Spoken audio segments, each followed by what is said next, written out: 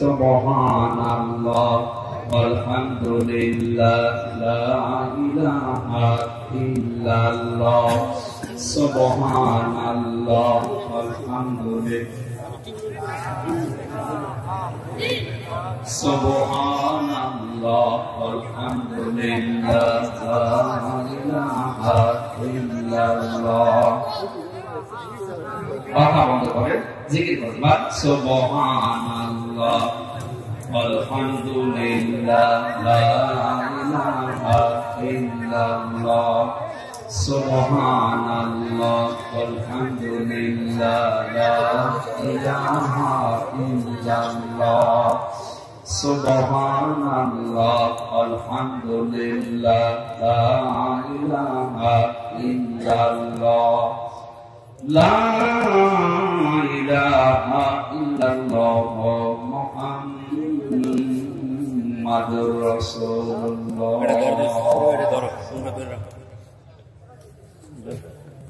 Class চলছে তো এখন ক্লাস মনে করে আমি ক্লাস করবো 45 মিনিট ক্লাস হয় আমরা 1 ঘন্টা ক্লাস করবো 1 ঘন্টা সূরা মায়েদা 90 নম্বর আয়াত পড়েছি মায়েদা শব্দের শাব্দিক অর্থ দস্তরখান মায়েদা মানে কি গত কয়েকদিন আগে মায়েদা 55 নম্বর আয়াতের উপরে আপনাদের সাথে কথা বলেছিলাম আমরা নামকরণের বিষয়টা জেনে ফেলেছি অনেকে দস্তরখানার গুরুত্ব যদিও ছোট মনে হয় সুন্নত ছোট করে নবীদের প্রত্যেকটা সুন্নতে অনেক বড় পৃথিবীর চাইতে ওজন বেশি একটা সুন্নতি আপনাকে কতদূর পর্যন্ত নিয়ে যেতে পারে মান তামাসসাকা বিসুন্নতি ইনদা ফাসাদি উম্মতি ফালাহু আজরু মিয়াতি শাহীদ নবীজি বলেন আমার উম্মতের যখন দুরবস্থা চলবে ওই সময় যদি একটা আদনা মারা সুন্নত মরা মানে যেটা প্রায় নিবন্ধ অবস্থায় আছে ওরকম একটা সুন্নতকে কেউ যদি জিন্দা করতে পারে তাহলে তার আমলনামায় 100 গলা কাটা শহীদের সওয়াব সুবহানাল্লাহ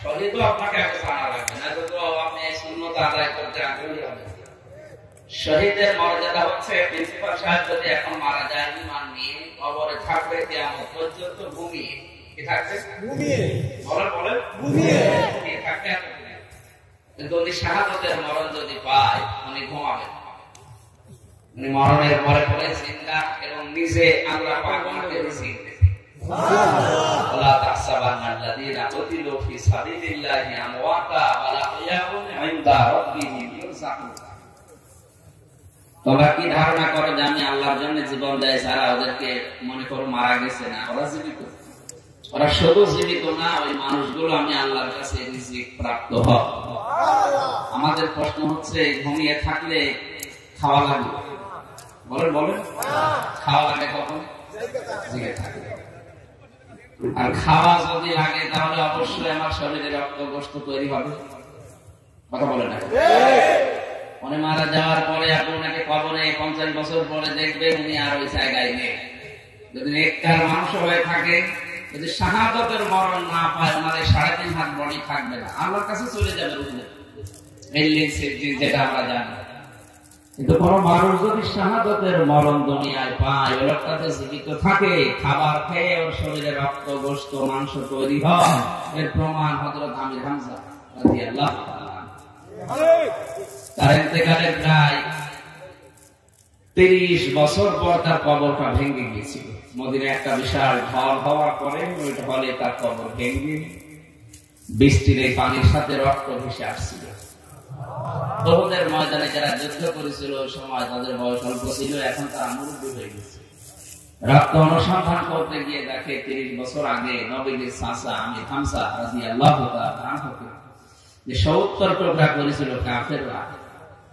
3টা টুকরা তারপরও তার শরীরে পাওয়া যায়নি কোথায় কোথায় তারা ফেলে দিয়েছে যে টুকরাগুলো পাওয়া গিয়েছিল ওই সমস্ত টুকরাগুলো এক জায়গায় করে সাজিয়ে নবীজি চাদর দিয়ে ঢাকলেন মাথা ঢাকতে গেলে পা বেরিয়ে যায় পা ঢাকতে গেলে মাথা বেরিয়ে নবীজি একদিন শেষের মতো কেঁদে বলেছিলেন রব্বুল আলামিন আমার বাবার আদর আমি পাইনি চাচা আমাকে বাবার আদর দিয়ে দুনিয়াতে মানুষ করেছিল আমার চাচার দিকে তাকাতে পারলাম না এমন দৃশ্যটা চাদরটা দিয়ে মাথা থেকে লজ্জাস্থান পর্যন্ত ঢাকলেন বাকি পাহাড়ের লতা পাতা দিয়ে পাটা ঢেকে কবরে দেওয়ার আমার চাচা আমির হামজার উপরে আমি এ পর্যন্ত খুশি আছি, যে কবরে দিয়ে মাটিতে দিলাম, আমি এ পর্যন্ত খুশি আছি। তোমাকে বলছি তুমি আমার মালিক, আমার চাচার উপরে তুমিও খুশি। নবীজি যদি এ কথা কারো পক্ষে বলে, আল্লাহ দেরি করবে? দেরি করবে? আল্লাহ খুশি হয়ে গেছে। উনি যে জীবিত জিন্দা, তার প্রমাণ এটা। এই যে রক্ত ভেসে আসা দেখে যারা ছোটবেলায় যুদ্ধ করেছিল ওনারা মুরব্বী হয়ে গেছে দেখে, এ রক্ত আসে থেকে যে দেখলেন হযরত আমির হামজার কবর থেকে। যে সমস্ত জায়গাগুলোতে এখনো ওই গোশতের টুকরা ছিল না, ওই জায়গা থেকে ফিনকি দিয়ে রক্ত বের হচ্ছে। যদি খাবার না খাবে 30 বছরের শরীরে রক্ত আসবে কথা বুঝতেছে? শহীদ কি জিনিস টের পেয়েছে? এখন তো হিন্দু মানুষ শহীদ হয়ে যায়, ওই শহীদ না। শহীদ তাদেরকে বলা হয় যারা আল্লাহর জন্য ছিল। আমরা বাংলাদেশে অনেক বিশ্ববিদ্যালয়ে দেখি শহীদ লেখা, কেন? সাদার টাকা ভাগাভাগি করতেছে।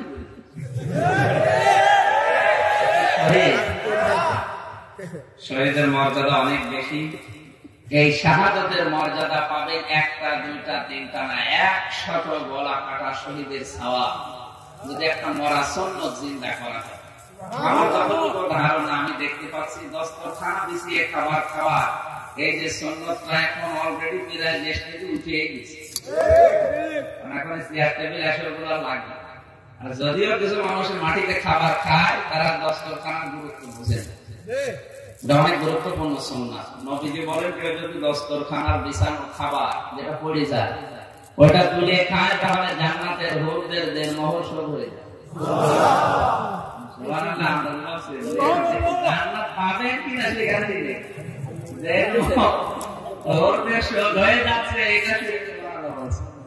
তার মানে আমরা নবীর কথায় বিশ্বাস করতে পারলাম, যদি আদায় করতে পারি জান্নাতের একটা আশা করা যায়। সূরার নাম মায়দা, মানে বলেন তাম দুনিয়াটা একটা দস্তরখানা বানিয়ে দিচ্ছে। বাংলাদেশে অন্তত কোন থানা আমার আর বাকি নেই, প্রত্যেক থানায় 1-2 বার করে আমি গেছি। 556টা উপরে থানা আছে, ছোটখাটো মিলে 556টা থানার কম বেশি সব জায়গায় ঘুরে যেটা দেখলাম, সব এলাকার দস্তরখানা এক না। আমাদের এই পাশের থানায় যে মেঠাময় নষ্ট গ্রাম নিকলি, এগুলোতে চাষবাস যাই হোক, এদের মাছের চাষ বেশি হয়। আর আমাদের এলাকায় যেখানে কুষ্টিয়া মেহেরপুর, ওখানে মাছের চাষ, ওখানে ধান বেশি। এই যে দস্তরখানা তামাম বাংলাদেশ মনে করেন 56,000 বর্গ মাইল, এই দস্তরখানার খাবার কি সব জায়গায় একরকম? বলেন সুন্দর করে আল্লাহ দস্তরখানাটা সাজিয়েছে। আল্লাহ পাক বলেন ওয়াইদা আদানা রাব্বুকুম লাইন শাকারতুম লাযিদান্নাকুম ওয়া লাইন কাফারতুম ইন্না আযাবি লাশাদীদ। স্মরণ করো ওই সময়ের কথা, আল্লাহ তোমাদেরকে ঘোষণা দিয়ে জানিয়ে দিচ্ছেন, যদি আল্লাহর নিয়ামতের শুকরিয়া আদায় করতে পারো, আল্লাহ তোমাদের জীবনে ওই নিয়ামত আরো বাড়িয়ে দেবে। আর যদি নাফরমানি করো, অকৃতজ্ঞ হও, না শুকরিয়া করো, ওইটা জীবন থেকে কেড়ে নেবে আর কঠিন আযাবের ভেতরে তোমাদেরকে আল্লাহ ফেলে দেবে। এখানে কয়টা তথ্য বের হয়? আল্লাহ ঘোষণা দিচ্ছেন, এই ঘোষণা আমির হামজার না, ওয়াইদা আদানা রাব্বুকুম, আযান মানে আহ্বান করা, ঘোষণা দেওয়া, এলান দেওয়া। এই ঘোষণা দিচ্ছে কে? আল্লাহ ঘোষণা দিচ্ছেন লাইন শাকারতুম, যদি তোমরা শুকরিয়া আদায় করো। শুকরিয়া আদায় মানে বাংলাদেশে যে দস্তরখানাটা আল্লাহ বিছিয়ে রেখেছেন, মনে করেন শুধু বাংলাদেশটাই বললাম, এই দস্তরখানের বিছানো খাবার খেয়ে একেবারে টুটি পর্যন্ত খেয়ে আপনি ঢেকুর তুলে বলবেন আলহামদুলিল্লাহ। এটা তো শুকরিয়া আদায় করার একটা ভাষা। এটাকে বাস্তবতায় নিয়ে যাবেন তখন আপনি খাবার খাওয়ার পরে যে মেধা, যে যোগ্যতা, যে শক্তি আপনার তৈরি হচ্ছে, এইগুলো দিয়ে আমি আল্লাহর কাজ আরো বেশি করে করতে চাই। কথা বুঝতেছে?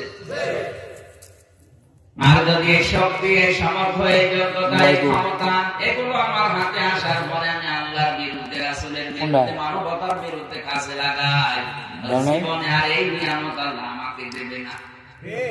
কথা অর্থ বোঝার চেষ্টা করেন, বুঝতেছে? তোমাদের দিকে আল্লাহ তোমাদেরকে নিয়ে যাবে। এবার আসেন আমরা নিয়ে যাচ্ছি শুকরিয়া আদায় বলতে আমার আল্লাহ যেটা বুঝিয়েছেন, পৃথিবীর সব নিয়ামত এক ধরনের না, সবাইকে আল্লাহ এক ধরনের নিয়ামত দুনিয়াতে দেননি। যাকে যে নিয়ামত দিয়েছে ওই নিয়ামতের শুকরিয়া আদায় তাকে ওই জায়গা থেকে করা লাগবে। কাউকে আল্লাহ বক্তব্য দেওয়ার নিয়ামত দিয়েছে, তার কথা শুনলে হাজার মানুষ নিশ্চুপ হয়ে যায়। কাউকে কথা বলার যোগ্যতা দেয়নি, ও শিক্ষা দরকার আছে সবার নিয়ামত কি একরকম? যেখানে পেয়েছেন ওইটা ওই জায়গায় কাজে লাগে। পৃথিবীর যত রকমের নিয়ামত আল্লাহ মানুষকে দিয়েছেন তার সর্বোত্তম নিয়ামতের নাম আমরা জানি কোরআন শরীফ। দ্বিতীয় নম্বরে নাম হচ্ছে মুহাম্মদ রাসূলুল্লাহ। 3 নম্বরে নাম হচ্ছে মা আর বাবা। কয়টা? আমরা 1 নম্বরটা আলোচনা করবো, এই 3 নম্বরটাও পরে যাচ্ছি। 2 নম্বরের নাম যার নাম বললাম তার নাম মুহাম্মদ রাসূলুল্লাহ সাল্লাল্লাহু আলাইহি সাল্লাম। এই পৃথিবীর শ্রেষ্ঠ নিয়ামত আল্লাহ পাঠিয়েছিলেন মদিনায় না মক্কায়? বলেন না কেন? মক্কায়। কিয়ামত পর্যন্ত উনি থাকবেন কোথায়? মদিনায়। যেখানে পাঠালেন তারা এই নিয়ামতের কদর করে নাই, দাম দেয়নি, গুরুত্ব দেয়নি। আল্লাহ এজন্য তাদের কাছে আর রাখেনি বেশি দিন। কিন্তু যে মানুষগুলো গুরুত্ব দিয়েছিল, যারা কদর করেছিল মাত্র 10 বছর, এই 10 বছরের গুরুত্ব দেওয়ার বিনিময়ে আল্লাহ কিয়ামত পর্যন্ত তাদের কাছে এই শ্রেষ্ঠ রহমত রেখে দিয়েছেন। যারা হজে যায় এরা কিন্তু মদিনায় না গেলেও হজ হয়ে যাবে। যারা জানে জিজ্ঞাসা করেন তো হজে যারা যায় মদিনায় কোনো কাজ কিন্তু নেই। হজের যত ফরজ ওয়াজিব সব মক্কায়, 3টা ফরজ 5টা ওয়াজিব এগুলো সব মক্কাতে আদায় হয়ে যায়। মদিনায় না গেলেও আপনার ফরজ হজ আদায় হয়ে যাবে। তো মদিনায় যাওয়ার আগে কেন লক্ষ লক্ষ হাজী সাহেবরা এই 3টা ফরজ 5টা ওয়াজিব মক্কাতে আদায় করার পরে আবার মদিনায় যায়? এই কারণে ভেতরে মহব্বত ভালোবাসা না থাকলে যাবে না। এটা 650 কিলোমিটার পথ, কষ্ট স্বীকার করে মানুষ 8 দিন 10 দিন 15 দিন 20 দিন পর্যন্ত রাসূলের রওজার পাশে পড়ে থাকে।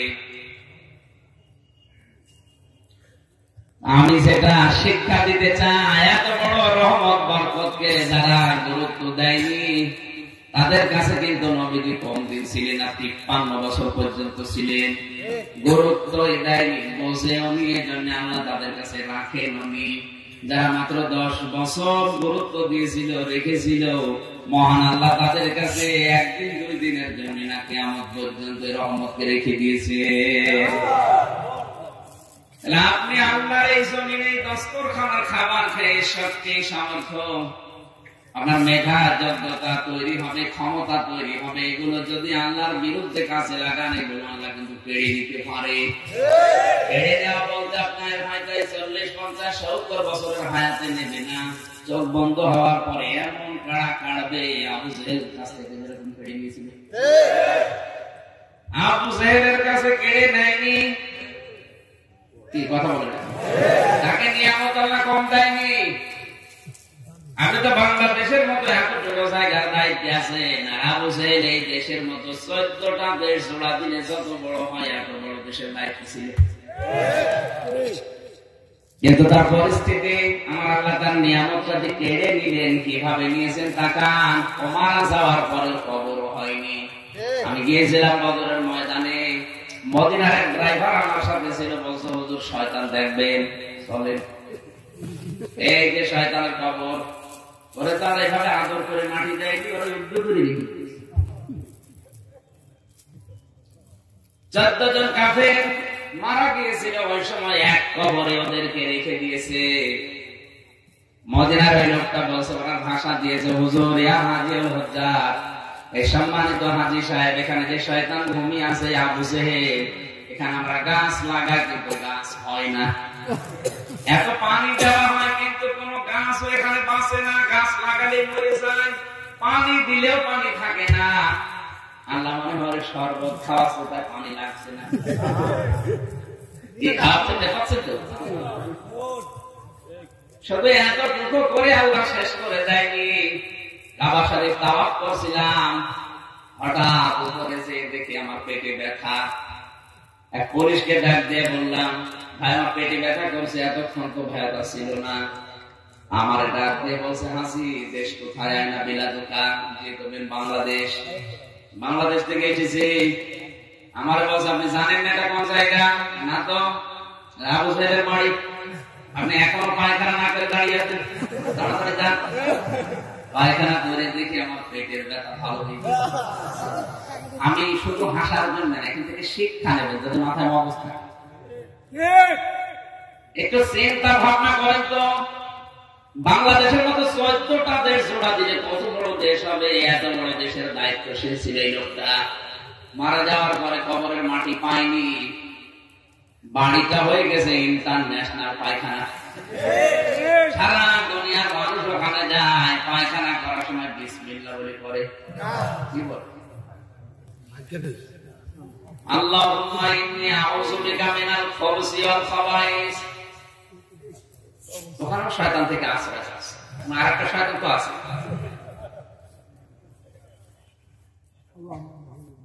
পেটের ব্যথা দেখে একটু পরে আমার ভালো হয়ে গেছে। এমনিতে ভালো হয়নি। আল্লাহ জানাতে চায়, আমির হামজা 3.5 লাখ টাকা খরচ করে আসলে, আরে শয়তানের মুখে পায়খানা না করে চলে যাবা, তাড়াতাড়ি করো। আমি কিন্তু ওই দিন চলে যাচ্ছি মদিনা। কিশোরগঞ্জবাসী, আমি আবার বলছি, আপনার বিবেকের দরজায় তালা লাগানো আছে, আমি দেখতে পাচ্ছি। বারবার ওখানে আঘাত করছে যেন তালাটা খুলে যায়। আপনি নিয়ামত পাওয়ার পরে যদি সত্যি শুকরিয়া আদায় না করেন, এই 50, 60, 70 বছরের হায়াতে আল্লাহ করবে না, কিন্তু যখন ধরবে আপনার নাম নেওয়ার মতো কেউ থাকবে না। অর্থাৎ অর্থ যদি না বোঝা ভান করে থাকেন, এখন ভান করে থাকুন, পরে বুঝবেন।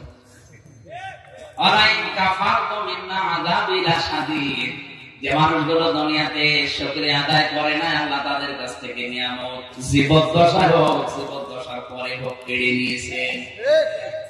শুধু কেড়ে নিয়ে শেষ করেনি, নাদাবিলা শাদীদ, কিয়ামত পর্যন্ত আল্লাহ তাদের আযাব বৃদ্ধি করতেই থাকবে। আবু জাহেল মৃত্যুর পরে রাসূলের সাথে স্বপ্নে দেখা হয়েছিল।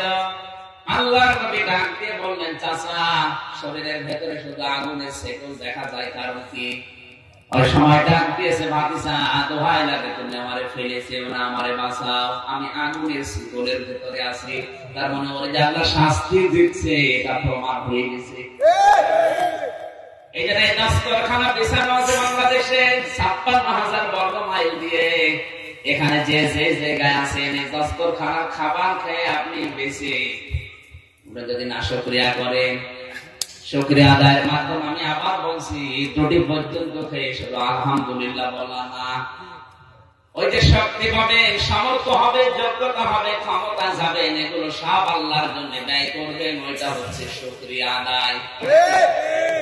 কথার অর্থ বুঝে ফেলেছেন? আমি আনিছিলাম আলহামদুলিল্লাহ, আল্লাহ আমাদের বোঝার তৌফিক দিন। কোন সূরা জানো? সবাই বলেন মায়দা। 90 নম্বর আয়াত। 4টা কাজ এখানে হারাম ঘোষণা আছে, আমরা 4টার দিকে যাব।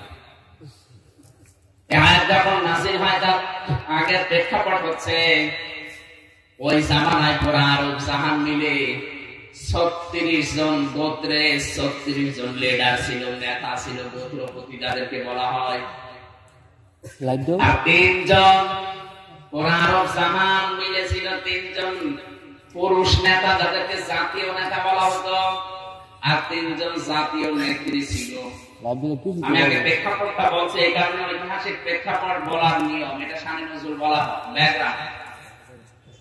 যদি এটা না বুঝেন, তাহলে আয়াত কি সম্পর্কে নাযিল হচ্ছে এটা আপনি বুঝবেন না। তাফসীর করার জন্য যে মূল নীতিগুলো আছে, তার ভেতরে অন্যতম এটা, যে এক আয়াত থেকে কথা বলতে হলে শুদ্ধ করে পড়তে হয়, মাতৃভাষায় অর্থ বলা লাগে, এরপর ঐতিহাসিক প্রেক্ষাপটটা আগে আপনাকে জানা লাগবে, বাস্তব ব্যাখ্যা দেওয়া লাগবে ওই আয়াত থেকে, এবং মূল শিক্ষা নিয়ে ওখান থেকে বাড়ি যাওয়া লাগবে।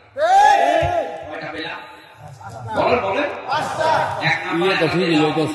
যতটুকু পারলাম করলাম। আমাদের আমল নামায় 10টা করে নেকি আল্লাহ এক একটা অক্ষরে লিখে দিয়েছে। একটু আসতে বলো, নাকি গুরুত্ব কদর টের পাচ্ছে। চোখ বন্ধ হোক। সব সম্পর্ক যখন মরণের পরে কাট হয়ে যাবে, আমার বাবার সাথেও আপনার সম্পর্ক থাকবে, আপনার স্ত্রীর সাথেও থাকবে না। এমনকি আমি আমার ম্যাডাম তামান্না সুলতানাকে বলবো, ম্যাডাম তোমার স্ত্রী না। হ্যাঁ সত্যি বলবো, উনি আমার বলবেন মুফতি সাহেব আমিও তোমাকে চিনি। তাফসিরে মুফাসসির লিখেছেন ইয়াউমা ইয়াফিরুল মারউ মিন আখিহি, এই আয়াতের তাফসিরে এক একটি সন্তান তার মা আর বাবার পা ধরে কমপক্ষে 500 বছর পড়ে থাকবে। কত? 500 বলেন বলেন 500 বছর পরে ওর মুখের উপরে লাথি দিয়ে বলবে দুনিয়া আমার বিয়ে হয়নি। করে বলো, আপনি বলেন তো আপনার মা যদি বলে আমার বিয়ে হয়নি আমি তোরে পাবো কোথায়? সেখানে দুনিয়ার আর কে আপনাকে পরিচয় দিতে এগিয়ে আসবে? আয়াতের শেষে কি? কেউ কারো সম্পর্কে প্রশ্ন করতেও চাইবে যে ওর ভাই কেমন আছে এটা বলবে না।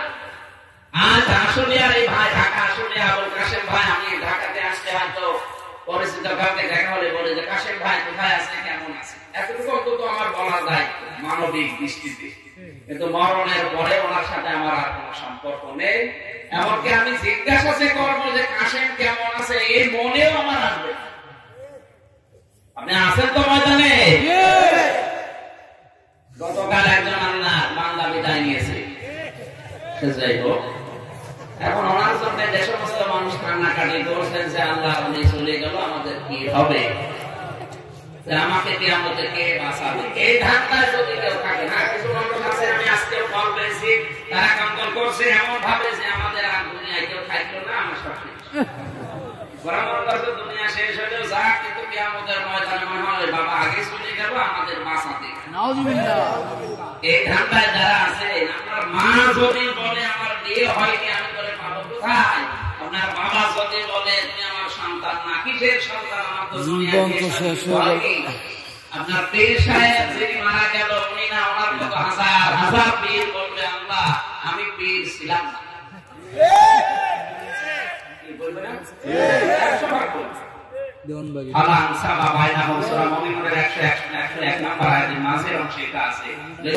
বিশ্বাস করে থাকে অবশ্যই বলবে আল্লাহ আমি পীর ছিলাম না, আমি আমার চিন্তায় বাঁচতে না, আমি মরে চিনি না।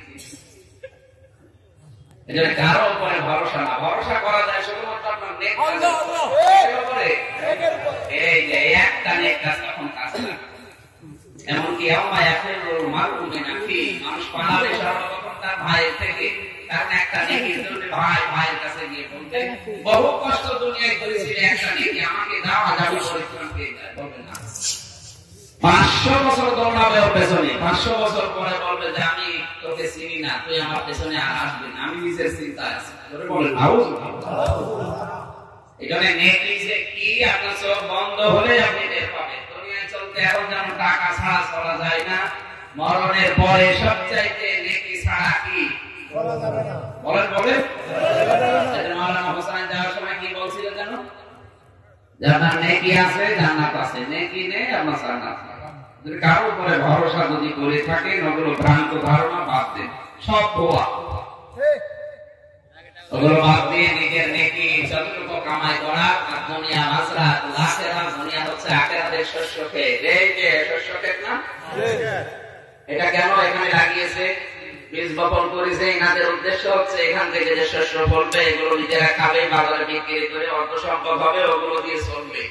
আপনি দুনিয়াতে যতটুকু কাজ করছেন এইটা ভাঙিয়ে কবরে চলা রাখবে, মিজানে চলা রাখবে, ফুলসিরাতে চলা রাখবে, ময়দানে হাসরে চলা রাখবে, এমনকি জান্নাত যতটুকু করবে ওইটা দিয়ে আপনার জান্নাত আল্লাহ তৈরি করবে। আপনার জন্য জান্নাত আল্লাহ বানিয়ে রেখে দিয়েছে, বিষয়টা এমন না।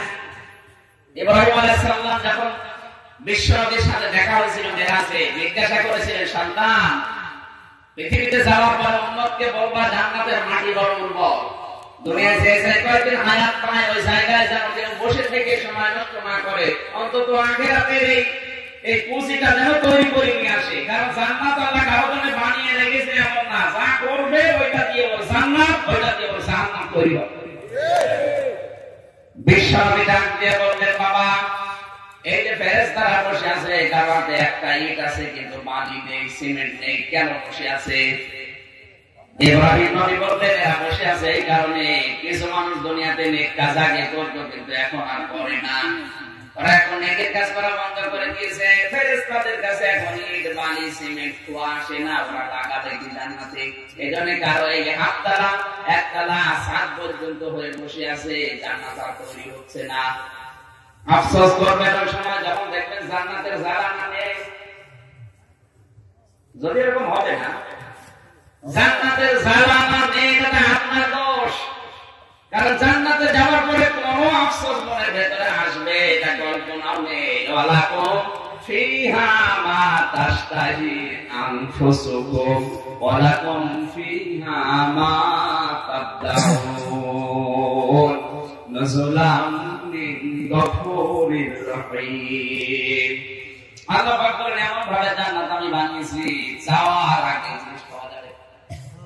এটা আপনি যে দেখবেন জান্নাতের একটা দরজা মনে করেন নেই, জান্নাতে এই দোষ আল্লাহর না, ফেরেশতার না, ওরা গাতে নি তা না, এই দোষ আপনার। কারণ আপনি নেকির কাজ করতে করতে ওই পর্যন্ত আর করেননি যেটা দিয়ে জালানা বানানো হয়। কথা বুঝতেছে? এটা সমাজে নষ্ট না হয়। জান্নাতের কোন মানুষের মনের ভেতরে আফসোস আল্লাহ রাখবে না, কিন্তু একটা আফসোস সব সময় আসবে। ওইটা বলে বলে একটা আফসোস আসবে জান্নাতি মানুষদের মনে। শুধু এই আফসোস হবে, আল্লাহ দুনিয়ায় যদি আর একটু হায়াত পেয়ে নেকির কাজ আর একটু বেশি করতে পারতাম, তাহলে জান্নাতের নিয়ামত আরো বেশি বেশি ভোগ করতে পারতাম। ওই সময় যেন আমি সহ কেউ আফসোস না করি। এই জন্য তো তাফসীর মাহফিল, ওয়াজ মাহফিলের আয়োজন করা। বলেন না কেন? এই জন্যই তাফসীর মাহফিল, ওয়াজ মাহফিলের আয়োজন করে আমাদের আফসোস যেন ওই সময় না হয়, আগে থেকে আমরা যেন কমপ্লিট করে দিতে পারি। আল্লাহ তাওফিক দিন, জোরে বলেন আমিন। নেকির মূল্য বোঝা যাবে চোখ বন্ধ হওয়ার আগে না পরে? অলরেডি আমাদের আমলনামায় 10টা করে নেকি আল্লাহ লিখে দিয়েছেন। নবীর হাদিস অনুযায়ী মান ক্বারাআল কুরআনা আরফান ফালাহু আশরু হাসানাত। কোন মানুষ যদি একটা অক্ষর তেলাওয়াত করে কমপক্ষে 10টা নেকি আল্লাহ তার আমলনামায় লিখে দেয়।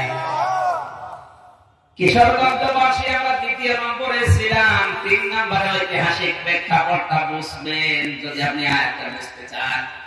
ওই জামানায় পুরা এলাকা মিলে পুরা আরব জাহানে নেতা ছিল 42 জন, 36টা গোত্র ছিল, 36টা জেলা মনে করেন। 36টা বলেন না কেন? বাংলাদেশে আগে পুরাতন জেলা কয়টা ছিল? 17টা। কয়টা? কিশোরগঞ্জ তার ভিতরে নেই, ময়মনসিংহ। তার মানে ময়মনসিংহ আমাদের দিকে যশোর, খুলনা, এরকম 17টা মিলে বাংলাদেশ। আর ওই জামানায় পুরা আরব জাহান মিলে ছিল 36টা জেলা, 36 জন প্রতিনিধি ছিল। আর পুরা আরব জাহান মিলে ছিল 3 জন জাতীয় নেতা, একটা ইহুদিদের, একটা খ্রিস্টানদের, একটা মুশরিকদের। আর 3 জন জাতীয় নেত্রী ছিল। এই 3 জনই মুশরিক।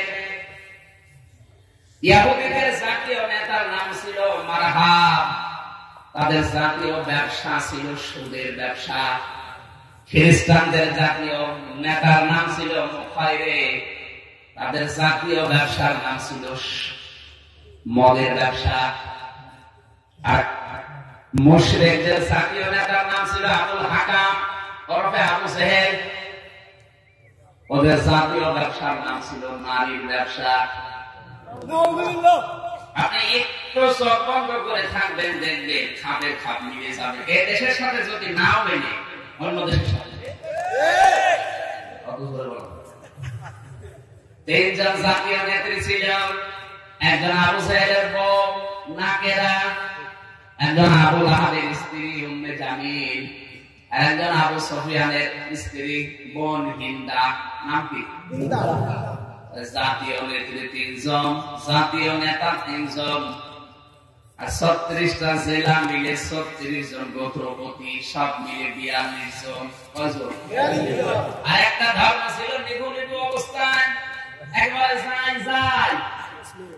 ওই ধর্মের নাম ছিল হানিফ।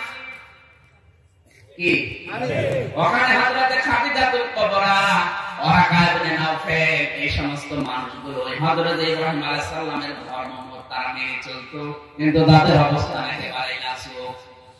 আমার তো মনে হচ্ছে 1000 বছর আগে যা হয়েছে, এখন বিশ্বের অনেক দেশে ওই অবস্থা তৈরি হয়ে গেছে। বাংলাদেশে আপনি জাতীয় নেতা দেখবেন 3 জন, জাতীয় নেত্রী 3 জন, 36 জন ঠিক এরকম নাম করা। এ দেশে ওই সময় যারা ইহুদি ছিল তাদের জাতীয় ব্যবসার নাম ছিল সুদের ব্যবসা করত। তারা মানুষকে সুদ খাওয়িয়ে টাকা পয়সা ইনকাম করতো। যারা সুদ দেয়, টাকা যারা ছেড়ে রাখে, আর যারা টাকা নেয় এরা কোনদিন সুদ করে কথা বলতে পারে না। ওরা চাইতো জাতিকে দুর্বল করে রাখবো। ওরা যদি কথা বলতে আমাদের সামনে না পারে, সুদের টাকা যদি ঠিক মতো দিতে না পারে, শেষ পর্যন্ত ওদের বউ ছেলে মেয়ে সব আমরা নিয়ে চলে আসবো।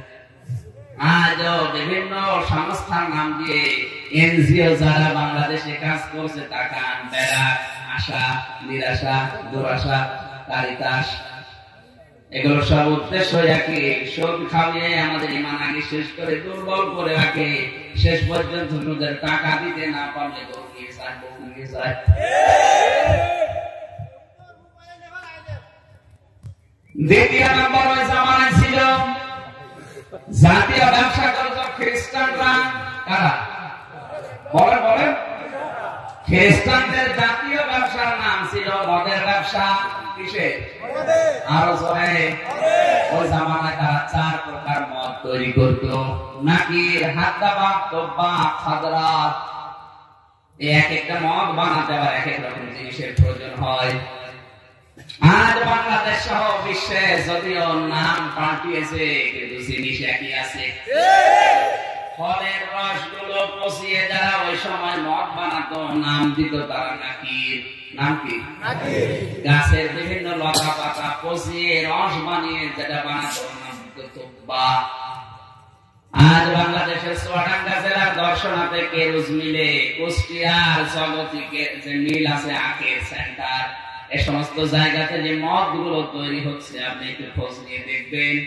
এই আখের রস পচিয়ে ওর ভেতরে মেডিসিন দিয়ে বকলজাত করে যেটা বাইরে পাঠায়, ওর ইংরেজি নাম আলাদা, আরবিতে তোবা বলা হয়। জিনিস একই, নাম আলাদা। এই যে চুল যেখানে থাকে সেই জায়গার নাম ধারণ করে। মাথায় যদি থাকে আপনি চুল বলবেন, আর একটু যদি নিচে নামে বলবেন কি? আরেকটু নিচে নামবেন, আরেকটু নিচে নামবেন, আর নিচে নামা দরকার থাকে। আপনাদের 4টা জায়গার নাম বললাম, মাথা দিয়ে, ভোর দিয়ে, মোষ দিয়ে, গপ দিয়ে।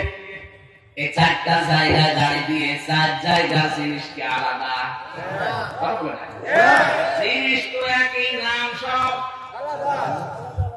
মদের দোকানের সামনে লিখে দিয়েছে বিসমিল্লাহ মদের দোকান। জিনিস কি? বিসমিল্লাহ বলেন না, ফেরেশতা বলেন, মদ বা মদে নাম যদিও পাল্টা, নাম দিয়েছে বিয়া। এরপরে আবার এখন নতুন করে নাম দিয়েছে লাল পানি। কত রকমের আধুনিক নাম দিয়েছে, বাবা, দাই। ওরা আগে হর্ষায়ও দেয় না, হর্ষায় দিলে কি হবে? ইয়াবা হয় না? হর্ষায় কেটে দিয়ে কি হয়েছে? বাবা। ফ্যান্সি ডালা লাগে, ফ্যান্সি কাটি দিয়ে দিয়েছি। নতুন এখন পরিবার চলছে। আমি এখান থেকে যেটা বোঝাতে চাই যে 1000 বছর আগে খ্রিস্টানরা মদের ব্যবসা করে, একদিকে টাকা ইনকাম করতো, আর একদিকে পুরা জাতিকে মদ খাওয়িয়ে মাথা তুলে রাখতো। ওদের উদ্দেশ্য এই, পুরা জাতি যখন মাথা থাকবে, আমরা এই 42 জন মিলে যত আকাম প্রকাম করব, কেউ প্রতিবাদ করার মতো সেরকম নাগরিক দেশে আর থাকবে না। আজ অনেকেই ধান্দায় লেগেছে, ওরা জাতিকে মাথার উপরে রাখতে চায়, মাঝখান থেকে আখের বসাতে চায়। নেশা দ্রব্য আমদানি করে সে বাবা হোক, ডাল হোক, মদ হোক, লাল পানি হোক, যাই বলে, গাঁজা বলে, এগুলো যারা বিদেশ থেকে আমদানি করে পুরা জাতিকে মাতাল করে রাখতে চায়, এরাও এক প্রকার ইহুদি আর খ্রিস্টান।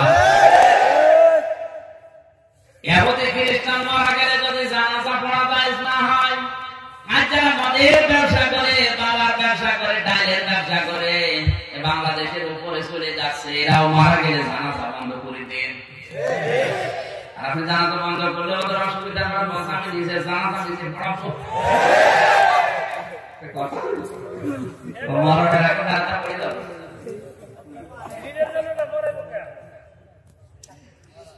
বন্ধুরা আমার, আসলে আমি যেটা শিক্ষা দেওয়ার জন্য পর্যন্ত এসেছি, আমি নাম ভাষণের নাম আমি ধরি না, আপনি বোঝেন, আর ওই সমস্ত মানুষের নাম আমার মুখে আসেন না, ওদের দাদাদের নাম আমি বলি না, তো ছোট মানুষ যারা নিজেদের জানাজা, নিজের বাবার জানাজা পড়াবে, তাদের শরীরে মনে হচ্ছে একটা পাটকানির ভাজাল কেমন যেন দাঁড়িয়ে আছে, পড়াবে কি? কারণ যার শরীরের ভেতরে দাড়ি হচ্ছে ওয়াজিব তরক করলে ওর পেছনে নামাজ পড়া হয় মাকরুহ। আমার মনে হয় এরকম মানুষ যদি ওর বাবা দাদা জানাজায় দাঁড়ায়, পেছনে মুসল্লি খুঁজে পাবে না। বাংলাদেশে কেউ একটা করবে দাঁড়িয়ে না, মানুষের পেছনে প্রতি হচ্ছে না, দাঁড়িয়ে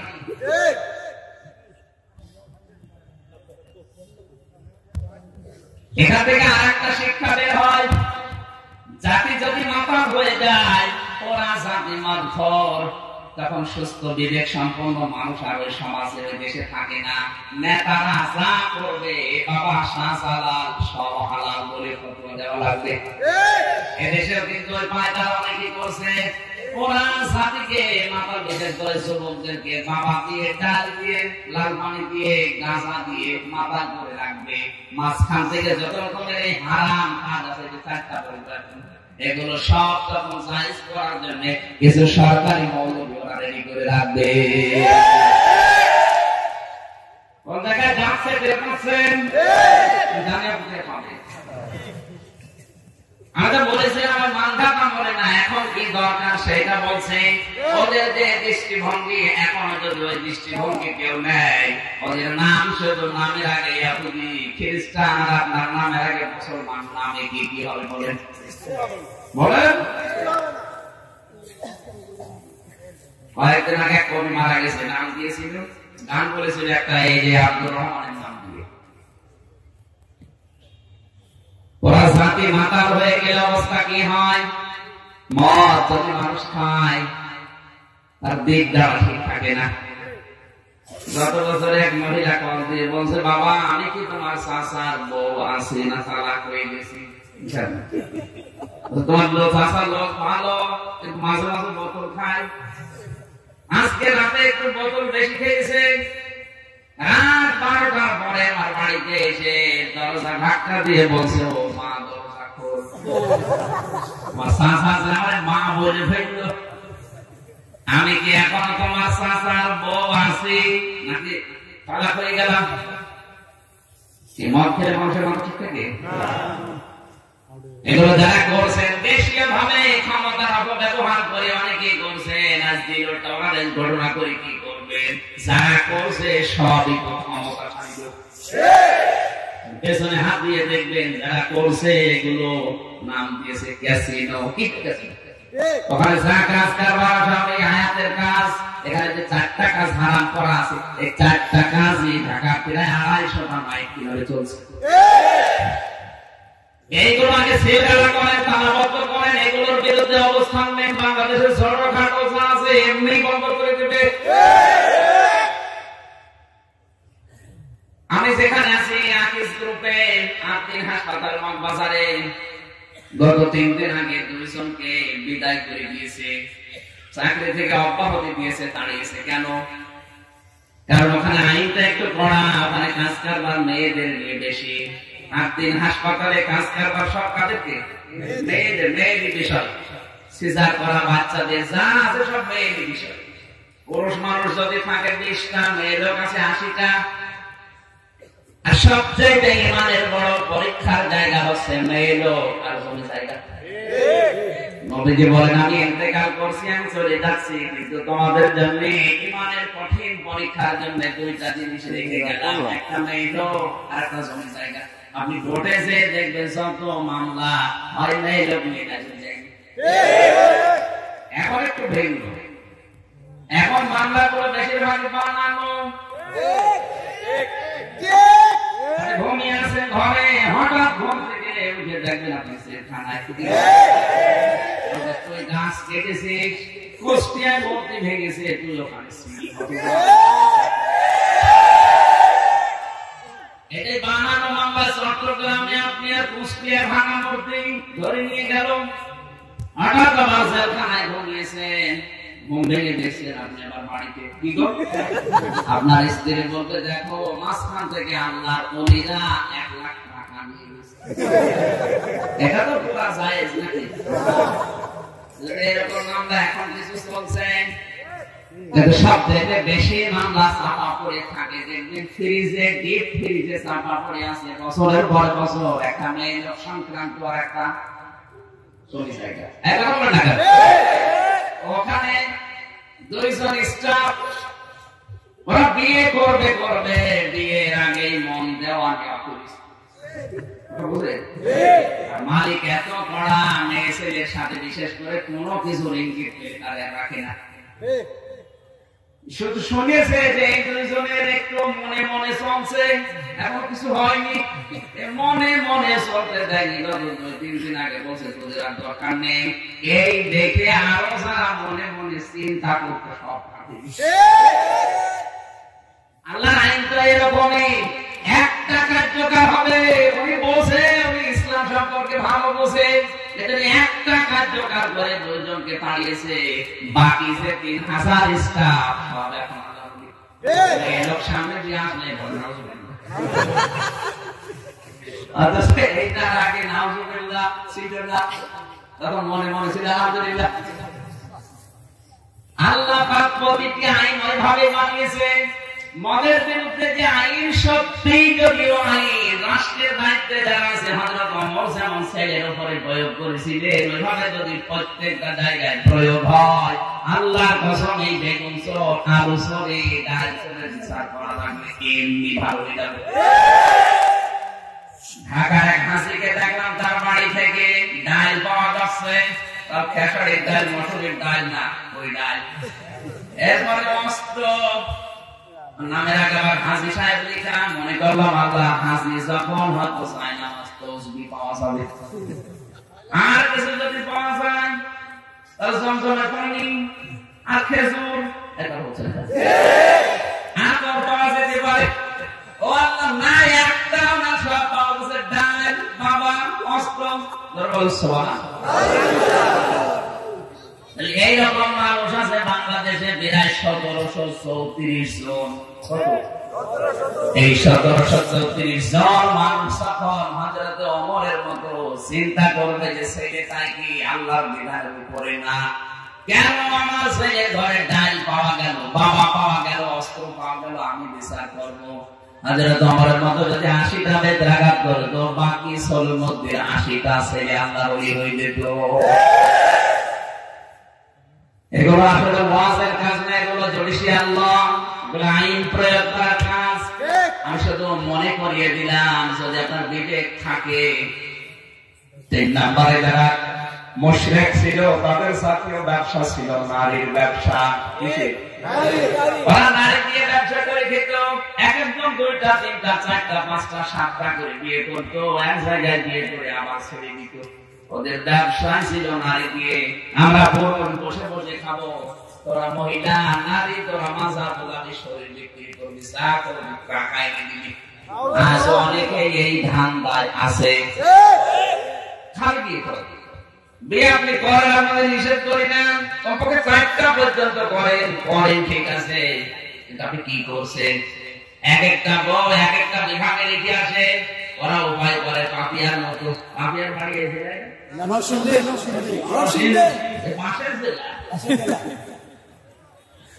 এর মতো এক একটা বউ এক এক জেলায় রেখে দেয়, এক এক বিভাগে রাখলে কমপক্ষে 8টা বউ করা লাগবে।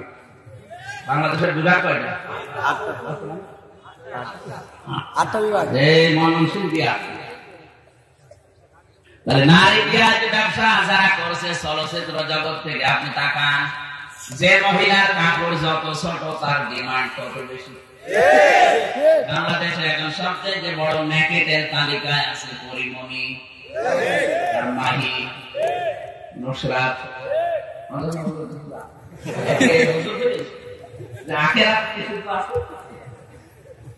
এদের 3 জন আল্লাহর নাম বললাম, এদের কাপড় বড় না ছোট?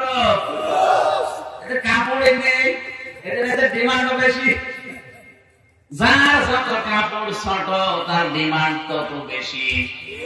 চলচ্চিত্র জগতে আছে যারা, বিশেষ করে প্রযোজক পরিচালক, আমার মাঝে মাঝে চিন্তা হয় ওরা যে ছবিগুলো বানিয়ে টাঙিয়ে রাখে রাস্তার মোড়ে মোড়ে, ওরা ওদের পরিবারের কাছে কি বলে পরিগণিত হবে? মানুষ না জানোয়ার? এমন ছবি টাঙিয়েছে কিশোরগঞ্জ করিমগঞ্জ রাস্তার মোড়ে। আমি আমার ওই মেয়ে 6 বছর বয়স, জান্নাতুল মাওয়া, ওরা যদি নিয়ে করিমগঞ্জে আসি আর যদি বলে আব্বা এটা কি, আমার তো মনে হয় মরে যাওয়া ছাড়া উপায়। বুঝতেছে? আর একটা লবণ বিক্রি করবেন, সেই মানুষ দিয়ে হচ্ছে না, অ্যাড দেওয়ার সময় কি লাগে? একটা সাবান বিক্রি হবে 5 টাকা সাবান, তাও পুরুষ মানুষ হবে না, মেয়ের নিজের বুকের ওড়নাটা ফেলে দিয়ে বলছে সাবানটা ভালো, তোমরা আসল সাবান সাবান ফেলে দিয়ে বলছে সাবানটা ভালো। কেন? ওইটা পুরুষ মানুষ দিয়ে বলা যাচ্ছে না যে সাবানটা ভালো, আপনারা নেন। আমরা তো সাবান বিক্রি করার উদ্দেশ্য না, নারী দিয়ে ব্যবসা করে খাওয়ার উদ্দেশ্য। এই উদ্দেশ্য ছিল কোন মুসলমানের না, এই উদ্দেশ্য ছিল মুশরিকদের। আজ বাংলাদেশের বিভিন্ন জায়গায় যারা বউ দিয়ে, বেটার বউ দিয়ে, নারী দিয়ে ব্যবসা করে খাচ্ছে, আল্লাহর কসম আপনিও এক প্রকার মুশরিক। অনেক হাজী সাহেব পর্যন্ত বেটার বউ দিয়ে চাকরি করাচ্ছে, তাও ব্যাংকে চাকরি করবেন, আমি সেটা করছি না, কিন্তু এমন চাকরি দিয়েছে হাজির বেটার বউ সাইকেল চড়ে যাচ্ছে, মানুষ বলছে সার্কাস। সার্কাস হাজারো নজর আপনার ওই পুত্রবধূর দিকে মানুষ দেয়, সবার নজর কিন্তু এক না। অনেকে বলে হুজুর আমি ভালো নজর, কত ভালো মেয়েদের এই যে কয়েক ইঞ্চি পেট, এটা এত দামি জায়গা, এত গুরুত্বপূর্ণ জায়গা। আল্লাহর নবী বলে মেয়েদের শুধু মুখমণ্ডল, হাতের কবজি আর পায়ের পাতা বাদ দিয়ে পুরা শরীরটা আল্লাহ পর্দা ফরজ করে দিয়েছে। এমনি না, কারণ পুরুষের চোখের এই দৃষ্টি এত বিষাক্ত। আপনি দেখবেন মাঝে মাঝে বেগুনের খেতে, সিমের খেতে মানুষ একটা হাড়ি দিয়ে রাখে, কালো হাড়ি। ও ভাবতে চাই মানুষ যেন দেখে বলতে না পারে কত সিম, কত বেগুন, কত আলু। এটা বললে চোখের এই তীর, বিষাক্ত তীর নাকি ফসলে যাওয়ার পরে নষ্ট হয়ে যাবে। যদিও কোরআন হাদিস না, যে তীর মারে মানুষ ধারণা করে, এই জন্য কালো হাড়ি দিয়ে রাখে। ওর মাঝখানে দেখবেন একটা মানুষের মতো টাঙানো থাকে। মানুষ যেন এটা দেখে ওর নজরটা আগে নষ্ট হয়ে যায়, বাকি দিকে যেন নজর না যায়। একটা বেগুনের ক্ষেতকে যদি সাবধান করার জন্য, আপনি এই নজর থেকে রক্ষা করার জন্য একটা হাড়ি দিয়ে রাখেন, কালো হাড়ি, আপনার এই পুত্রবধূ 3.5 হাত বডি, এটি বেগুন ক্ষেতের চাইতেও দুর্বল। বলেন না কেন? আপনি যে মাঝে মাঝে দোয়া চাচ্ছেন, আমি হামজা হুজুর দোয়া করেনি নাতি ছেলে যেন আব্দুল কাদের জিলানী হয়, এটি হবে? আব্দুল কাদের জিলানী আপনি কোন মায়ের পেটে ছিল জানেন? আব্দুল কাদের জিলানীর মা গোসল করে বাড়িতে আসবে, হযরত আবু মুসা জঙ্গি তার জীবনের ভেতরে পড়ে দেখি তার স্ত্রীর ওই কাপড়গুলোতে আগুন লাগিয়ে দিয়েছে। স্ত্রী বলছে কি করলে? কেবল নতুন কাপড় নিয়ে আসলাম বাজার থেকে কয়েকদিন আগে, আগুন লাগিয়ে দিলে কেন? আব্দুল কাদের জেলানির বাবা বলছে, দেখো তুমি যখন গোসল করে এগুলো রোদে শুকাতে দিয়েছিলে, বাড়ির যে কর্মচারী ওই কামলা ওই কাছের লোকটা ও বারবার তোমার ওই শুকানো পোশাকের দিকে তাকাচ্ছিল। মানুষের নজর তো বলা যায় না, যে পোশাক তোমার লজ্জাস্থান তোমার শরীরকে জড়িয়ে রাখে ওই পোশাকের দিকে নজর দিয়েছে, ওইটা তোমার পেটের সন্তানের উপরে আসর করতে পারে, এই জন্য আমি লাগিয়ে দিয়ে দিলাম। পরে তোমার এমন পোশাক কিনে দেব। এই মায়ের পেটে এসেছিল, এরপরেও মাঝে মাঝে তিনি 6 বছর 5 বছর 6 বছর যখন বয়স, মাকে বলতেন, মা সত্যি করে বলো তো তুমি আমাকে পেটে রাখা অবস্থায় কোনো হারাম কাজ করেছিলে নাকি?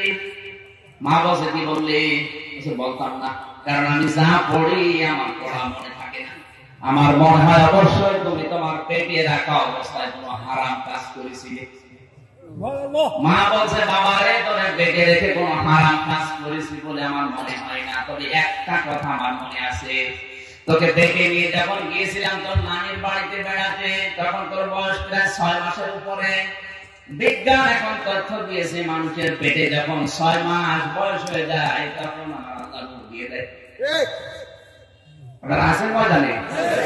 6 মাসের আগে কোনো মানুষ দুনিয়ায় আসতে পারে না, আর 10 মাস 10 দিনের উপর পেটের ভেতর আর থাকে না, আল্লাহ দুনিয়ায় পাঠিয়ে দেয়। আল্লাহু আখরাজাকুম মিন বুতুনি উম্মাহাতিকুম লা তা'লামুনা শাইআ।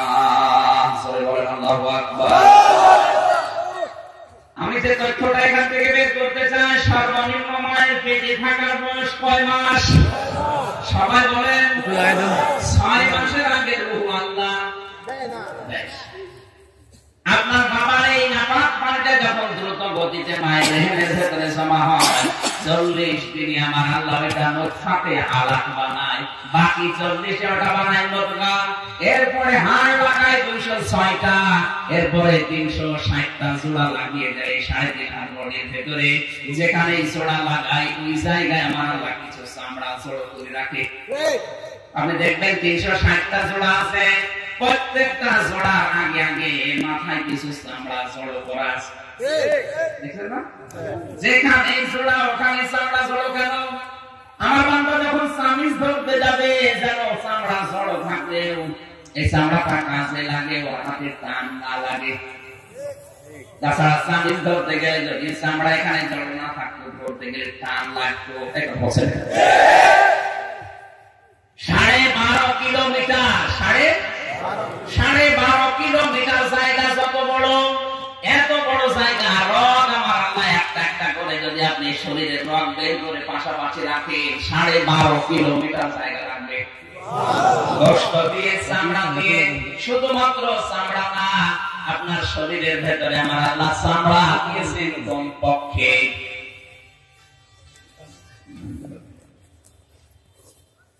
206টা, জোড়া বা জয়েন্ট আছে 360টা, আর চামড়া আছে 1250 প্রকার। 1250 প্রকার চামড়ার ভেতরে সব চামড়া আবার একরকম না, এক একটা চামড়া শরীরের ভেতরে এক এক রকম। মাথার তালু থেকে পায়ের তালু পর্যন্ত পুরা জায়গার চামড়া একরকম বলে। এ পর্যন্ত হতে মানুষের 6 মাস সময় লাগে। এর ভেতরে কিন্তু কোন রকমের বিশেষ করে প্রথম 40 দিনে নুতফা, এরপরে আলাক, এরপরে মুদগা। এই মুদগা হওয়ার জন্য আবার 3টা শর্ত লাগে, বিজ্ঞান জানিয়েছে। চর্বি লাগবে, গোশত লাগবে, এরপরে জোড়া কাটা ভাব লাগবে। এ পর্যন্ত আল্লাহ এখনো হাড় দেয়নি, রগ দেয়নি, চুল দেয়নি, রক্ত দেয়নি।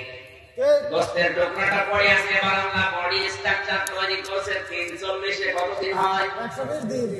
6 মাস কি 120 দিন হবে? 120 দিনে কয় মাস হয়? এখনো 2 মাস বাকি আছে। এর ভেতরে রগ, হাড়, পর্দা আর গোশত, প্রতিটি চামড়ার নিচে দেখবেন পর্দা দেওয়া আছে, পাতলা ঘুমাচ্ছে। এ পর্যন্ত আসতে কয় মাস লাগে?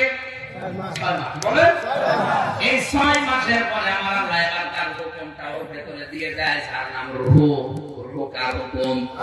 ওয়া ইয়াসআলুনাকা আনির রূহ কুলির রূহু মিন আমরি রাব্বি। নবী যদি প্রশ্ন করে রূহ কি, বলো এটা আল্লাহর হুকুম। এটা আল্লাহর হুকুম। আল্লাহর হুকুমটা দেওয়ার পরে আমার ফেরেশতাদেরকে বলে যে বের করে দেন। তাহলে মায়ের পেট থেকে বের হওয়ার সর্বনিম্ন সময় 6 মাস। বলা লাগবে 6 মাসের আগে যদি কেউ আসে, ওইটা ওর বাবার জন্ম দেওয়া না, ওটা অন্য কেউ দিয়েছে। ওটা অন্য কেউ দিয়েছে। তার প্রমাণ কি?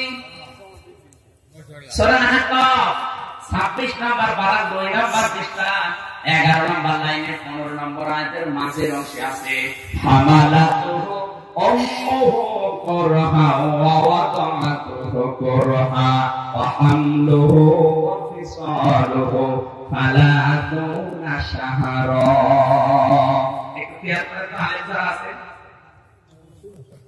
শেষ করে দেব? আমার কানে আসলে আমি তথ্য বলে দেব সারাদিন হবে না। আল্লাহ পাক বলেন তোমার মা তোমাকে কষ্টের পরে কষ্ট সহ্য করে পেটে বহন করেছে, শুধু এ পর্যন্ত না, ওয়া হামলুহু ওয়া ফিসালুহু মাঝখানে দুইটা ওয়া আছে। তোমাকে সে বহন করেছে এবং তোমাকে সে দুধ পান করিয়েছে সালাতুনা শাহরা, সব মিলে 30 মাস। 30 মাসে কয় বছর? বলেন না কেন? তাহলে মানুষকে দুধ পান করানো লাগবে কয় বছর? না, মাঝখানে ওয়াকি খেলা করে দিতেছে। ওয়া হামলুহু তাকে বহন করা, ওয়া ফিসালুহু তাকে দুধ পান করানো, আর বহন করা দুধ খাওয়ানো সব মিলে সালাতুনা শাহরা 30 মাস। শুধু দুধ খাওয়ানো 30 মাস না।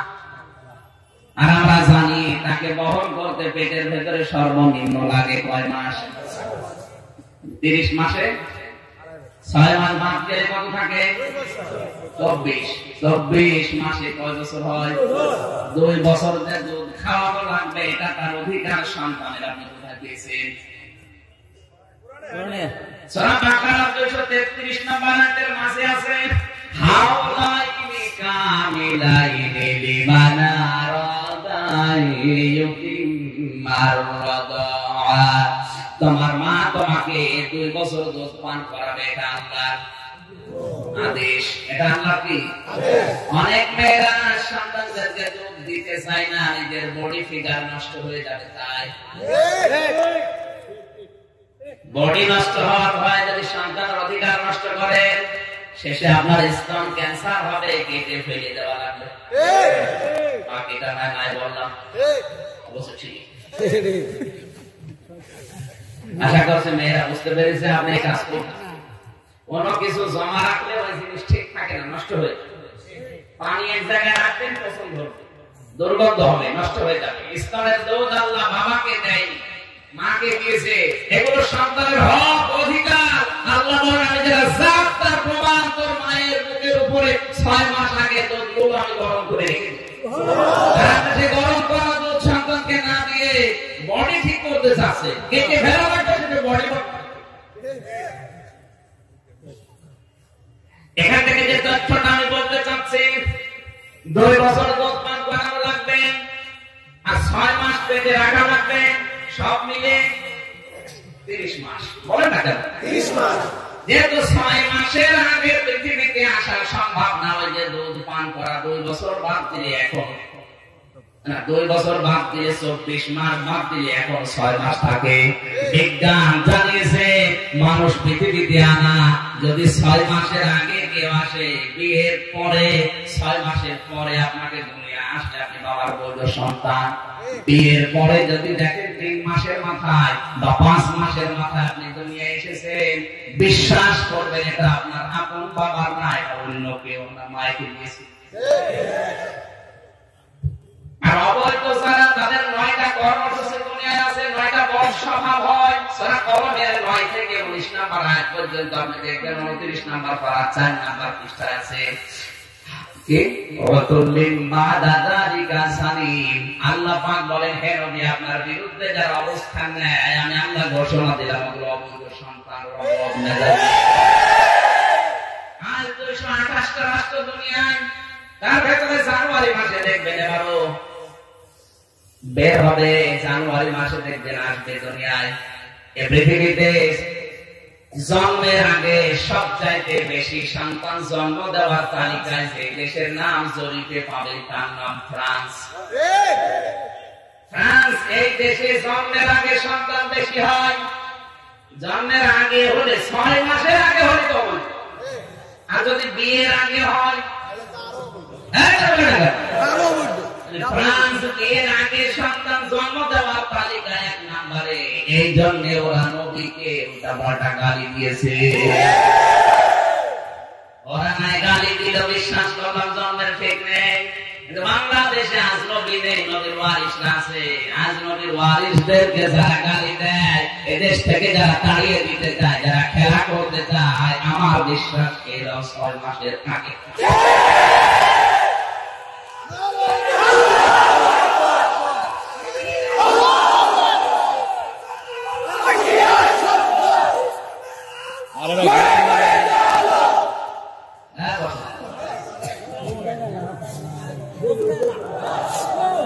কোন জায়গায় চলে গেল আমি তো টের পেলাম। টের পেয়েছেন আপনি? আপনি টের পেতে ভাবে আমার বোঝার দরকার নেই। আমার এখন কেউ ধরলে বলবো আমি বুঝি। এ দোষ তো সত্যি আমার না, এ দোষ কোরআন শরীফের। কোরআনের দোষ আছে কেন? যে 6 মাসের আগে সন্তান দুনিয়ায় আসে না। 6 মাসের আগে যারা আসে অবৈধ ওরা সারো ওরা বদমেজাজ ওরা সানির, আর ওদের গর্ভশোষের ভেতরে ওদের বদ মেজাজের ভেতরে 9টা মেজাজ থাকে। কয়টা? 9টা। এই 9টা বদ অভ্যাসের ভেতরে 1 নাম্বার নবীকে গালি দেয়। নবী যেহেতু বাংলাদেশে নেই, নবীর ওয়ারিসরা আছে, সুতরাং নবীর ওয়ারিসদেরকে যারা ছোটখাটো মনে করে গালি দেয়, তাদের মুখের উপরে কথা বলে, বুঝতে হবে নবী থাকলে ওটা। নবীর সামনে যে লোকটা গালি দিয়েছিল না ওয়ালিদ বিন মুগীরা, প্রমাণ হয়ে গেছে সে ছিল যার সন্তান। কোরআন শরীফ সামনে নিয়ে বলছে, আজ যারা আলেমদের মুখের উপরে কথা বলে উল্টাপাল্টা ধারণা করে নিজেদেরকে নিয়ে নিজের অপমান করার চেষ্টা করে, আপনি প্রকারান্তে নবীকে অপমান করার চেষ্টা আছে। আমি পরামর্শ দেব, আপনি পেছনে হাত দিয়ে দেখবেন আপনার রক্ত কয় নাম্বার। পজিটিভ না পজিটিভ? বাকি পজিটিভ না বললাম। এই জন্য আমার কথা ওদের প্রতি যে লাগে কারণ মিলে যায়। খাপের খাপ, খাপের খাপ মমতাজের মিলে যাচ্ছে। মা ডাক দিয়ে বলছে, সন্তান আমার পেটে যখন তোর বয়স 6 মাস, 6 মাসের পরে কি দেয় আল্লাহ? বলেন বলেন। এই যে রোগটা চলে এসেছে, বিজ্ঞান জানিয়েছে 6 মাসের পরে সন্তান পেটে থাকলেও কিন্তু সব কিছু শুনতে পায়। খাবারের মধ্যে দেখা যায় আল্লাহ তখন খাবার ওর পেটের ভেতরে মায়ের নাভির সাথে ওর নাভির সংযোগ করে দিয়ে খাবারের ব্যবস্থা আল্লাহ করে দেয়। দুনিয়া আসার পরে ওই খাবার আমার আল্লাহ খাওয়াবে না, এবার মুখের খাবার খাওয়াবে। এই জন্য স্তনের ভেতরে 32টা সূক্ষ্ম রাস্তা আল্লাহ তৈরি করে দিয়েছে। আপনি মায়ের স্তনে দেখলেন যদিও ছোট্ট মোটা, ওর ভেতরে মনে করছেন একটা ছিদ্র না, বিজ্ঞান প্রমাণ করেছে মায়ের স্তনের ভেতরে 32টা ছোট ছোট রাস্তা আছে।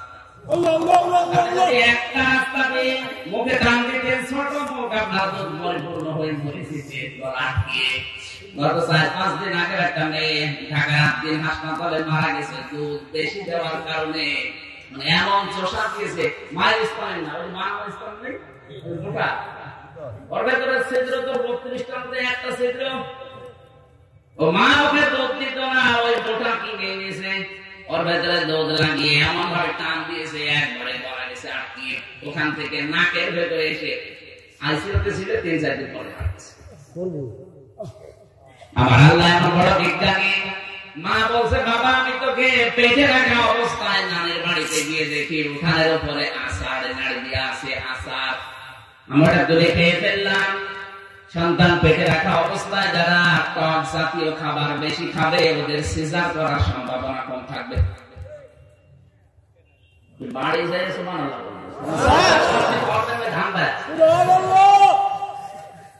বাংলাদেশের সিজার গুলো বেশি হওয়ার পেছনে কারণ হচ্ছে দুইটা। এক নম্বরে মেয়ের এখন আর কষ্ট সহ্য করতে চায় না, দুই নম্বরে ওই মেয়ের মা আর ওর বড় বোন খালি বারবার জামাইকে বলে কি করো তুমি, আমার বোনের কষ্ট, আরো বলে আমার মেয়ের কষ্ট, আমার জাদুর কষ্ট হবে। তোমার জাদু যাদেরকে সংসার করার অযোগ্য হয়ে যাচ্ছে টের পাচ্ছ। যারা সিজার করার ভালো ভারী জিনিস আর করতে পারে না, ভালো জিনিস তুলতে পারে না।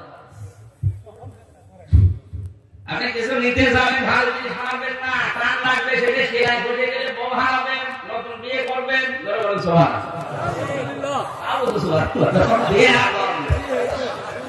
আপনারা জাদু করে দেন না, বিয়ে তবে আর একটা করবো, জাদু করে গেলে অসুবিধা কি, জাদু দেশে কম আছে, সিজার তো মাগ মানে স্টেজে যে কয়েকজন বসে আছে তাকান তো, এদের একটার মাকে সিজার করা লাগে নাই,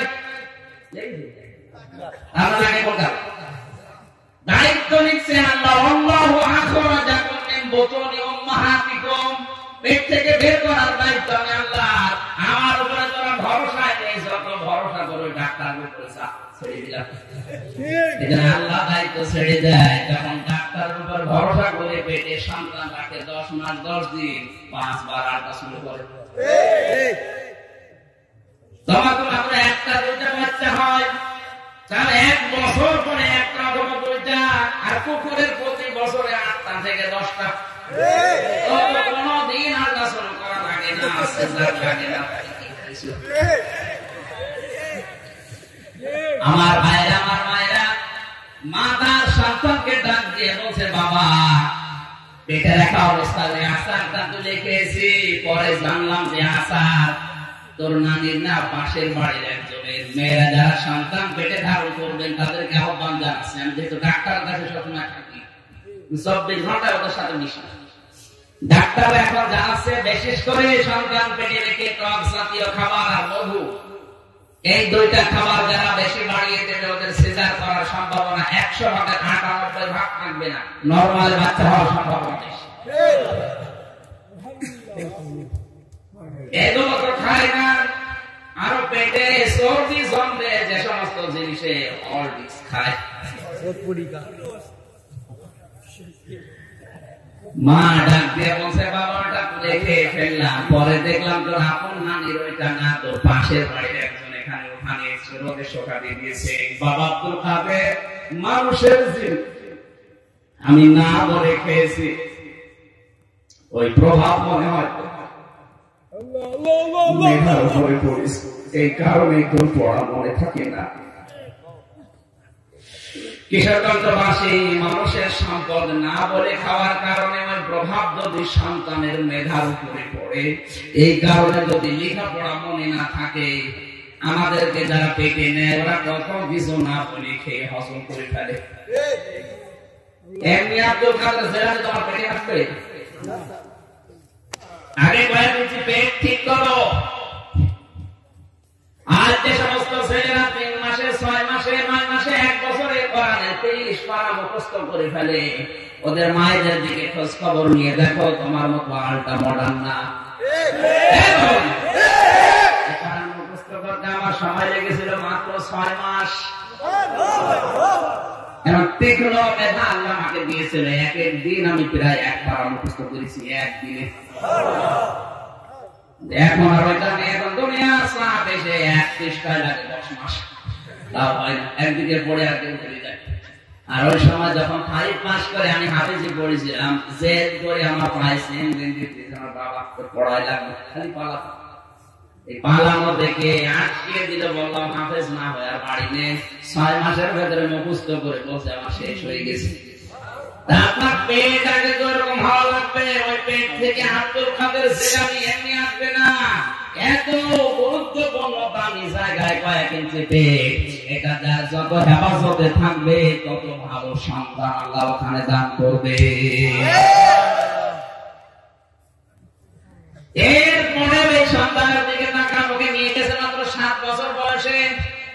মাদ্রাসায় যাওয়ার পরে হুজুর বলছে পড়ো আলিফ বা, উনি বলছে হুজুর আলিফের মানে কি? আলিফের কোনো মানে হয় না। আব্দুল কাদের জিলানী বলছে হুজুর যে জিনিসের মানে হয় না ও জিনিস আমি করি না। ওস্তাদ বলছে তুমি জানো আলিফের মানে? বলছে জানি। বলো দেখি। মানে আলিফ দিয়ে আল্লাহর পরিচয় তুলে ধরলেন। আল্লাহু লা ইলাহা ইল্লা হুয়াল হাইয়ুল কাইয়্যুম লা তা'খুযুহু সিনাতুন ওয়া লা নাওম। এই লা তা'খুযুহু সিনাতুন ওয়া লা নাওম দিয়ে বোঝাতে দিয়েছেন আমার আল্লাহ এমন সত্তা যিনি ঘুমান না, ঘুমের তন্দ্রা পর্যন্ত আসে না। তার মানে যার ঘুম নেই, ঘুমের তন্দ্রা নেই, সব কিছু তার কুদরতের নজরের সামনে। আমি যদি কিছু করি আমার আল্লাহ আমাকে দেখবে। এরকম সন্তান তাকওয়াবান সন্তান পেয়ে আল্লাহ দিয়েছিল। ওস্তাদ কাঁদতে কাঁদতে ওদিকে বেহুশ হয়ে গেছে। হোশ ফেরার পরে মাকে বলছে, মা আপনার ভাগ্য ভালো, আপনার সন্তান মনে হয় কোন জায়গায় পড়িয়েছেন, এখন আমার কাছে পরীক্ষার জন্য নিয়ে এসেছেন। মা বলে না, এই প্রথম আপনার কাছে নিয়ে আসলাম। ওস্তাদ বলছে কি বলেন আপনি? আপনার সন্তানের প্রায় 18 পারা মুখস্থ আছে। মা কান্না আরম্ভ করলেন। বলে কাঁদেন কেন? কাঁদি এই জন্য আমিও কোরআনের হাফেজ। আমি যখন নিজে কাজ করতাম আমার সন্তান পেটে রাখা অবস্থায় আমি আগে আল্লাহর কোরআন পড়তাম। আমি উঠান ঝাড়ু দিয়েছি, আমার মুখে আল্লাহর কোরআন সূরা ইউসুফ তেলাওয়াত করতাম। আমি যখন ভাত রান্না করেছি সূরা নামল পড়তাম। যে কাজ করেছি কোরআন শরীফ পড়তাম। সকালবেলা ফজরের নামাজ আদায় করে আমার সন্তানটাকে পাশে বসিয়ে আমি কোরআন পড়েছি। তাকিয়ে দেখতাম আমার আব্দুল কাদের আমার মুখের দিকে তাকিয়ে চোখ মিলাচ্ছে। আমার তো আফসোস হয়ে জন্য আমি যদি আর একটু কষ্ট করে 30 পারায় পড়তাম, আমার ছোট সন্তান এতটুকু বয়সে 30 পারা কোরআনের হাফেজ হয়ে যেত। সম্মানিত মা বোনদেরকে বলছি, পেট ঠিক করেন আগে। সিনেমা দেখে দেখে, নভেল নাটক দেখে, ভারতের সিরিয়াল দেখে শরীর ভাসিয়ে দেবেন না। আপনার পেটে ভালো সন্তান আল্লাহ দেবে না যতক্ষণ পর্যন্ত আপনার পেট আল্লাহ পছন্দ না হবে। অকারনা ফি বুয়ুতিকুন্না ওয়ালা তাবাররাজনা তাবাররুজাল জাহিলিয়াতিল উলা। হে মেয়েরা, দুনিয়ার পরিবেশে যদি ঘরের ভেতরে থাকতে মনে না চায়, বাইরে যখনই আসবে তখন তাবাররুজ করে বের হবে না। তাবাররুজ কাকে বলে? তাফসীরে মাযহারি আল্লামা সানাউল্লাহ পানিপতি রাহমাতুল্লাহ আলাইহি তিনি তাবাররুজের অর্থ 3টা দিয়েছেন। মেয়েরা যারা এসেছেন আপনাদেরকে বলছি, একটা যদি আপনার ভেতরে পাওয়া যায় আল্লাহ আপনার জান্নাতের একটা দরজাও খুলবে না। 1 নম্বরে তাবাররুজের অর্থ হচ্ছে মেয়েরা যখন রাস্তাঘাটে আসে তখন ওদের সাজগোজ বেড়ে যায়। 2 নম্বরে রাস্তাঘাটে আসার সময় ওদের পোশাক হয়ে যায় 60 ছোটখাটো। 3 নম্বরে রাস্তা আসলে ওরা মাজাহিরে বুলে চলে। এই 3টার একটা যদি কোনো মেয়ে লোকের ভেতরে পাওয়া যায় আল্লাহর কসম জান্নাতের দরজা ওদের জন্য বন্ধ। জোরে বলেন নাউজুবিল্লাহ। আর মুসলিম মা বোনের অনেকে পর্দা করছে, বোরকা পরছে, কিন্তু এটা তো বোরকা হচ্ছে না, এটা হয়ে গেছে ফ্যাশন। এমন এমন এমব্রয়ডারি করে, ফুল ফুলনা, এমন এমন দাগ দেয় যেখানে তাকাতে আর মানুষের মনে চায়। আপনি বোরকা পরবেন ঢেলা ঢালা, বোরকা পরবেন বড়, যার ভেতরে আরো প্রবেশ করা যায়। আর এমন বোরকা বানিয়েছে ওর ভেতরে আরেকজন প্রবেশ করা দূরের কথা, বলতে গেলে ছিঁড়ে যাবে। বলেন না কেন? এগুলো যারা পর্দা হিসাবে না ফ্যাশন হিসাবে নিয়েছে, আল্লাহর কোন বিধানকে যদি কেউ ফ্যাশন হিসাবে নেয় ওর কবিরা গুনাহ হবে। কুষ্টিয়ার বড় বাজারে একবার এক মহিলা বোরকা বানাতে দিয়েছে। যেদিন বোরকা নিতে আসবে ও বোরকাটা বানিয়ে দিয়েছে, দেখে ওই দর্জিকে 1 থাপ্পড় দিয়েছে। দর্জি বলছে, কেন মানলেন? যা আপনাকে আমি বোরকা বানাতে বলেছি আর আপনি এত টাইট করে, মানে এত ঢেলা ঢালা বানিয়েছেন কোন কারণে? টাইট ফিট করে বানাবেন রাস্তাঘাটে গেলে যেন মানুষ বসে এসেছে জিনিস একটা আসছে। এই মহিলাদের উদ্দেশ্য পর্দা করা না ফ্যাশন? বলেন, এরকম ফ্যাশন বোরকা দেশে নেই?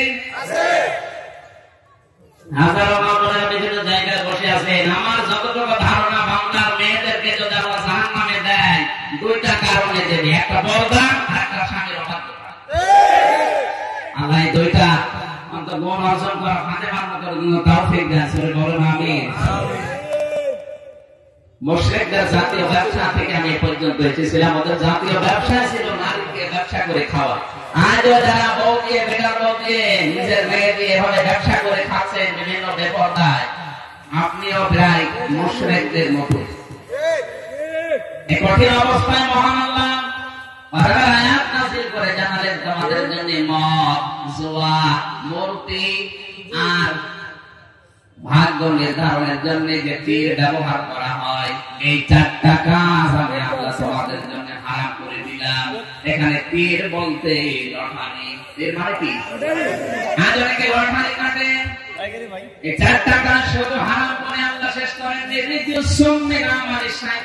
এগুলো শয়তানের ঘৃণিত কাজ, শয়তান ঘৃণা করে। বেঁচে থাকো তাহলে জীবন সফল হবে। একটু খেয়াল করেন,